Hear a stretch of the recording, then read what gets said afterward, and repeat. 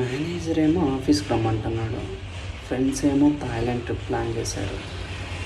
ఆఫీస్కి వెళ్తే చక్కగా వర్క్ చేసుకోవచ్చు, కొలీగ్స్తో మాట్లాడచ్చు, మేనేజర్ దగ్గర మంచి పేరు వస్తుంది, హైక్ వస్తుంది, ప్రమోషన్ వస్తుంది.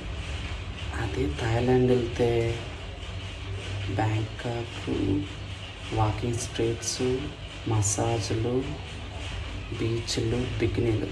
చాచా, బ్యాంకాక్కి వెళ్ళిపోదాం. สวัสดีค่ะ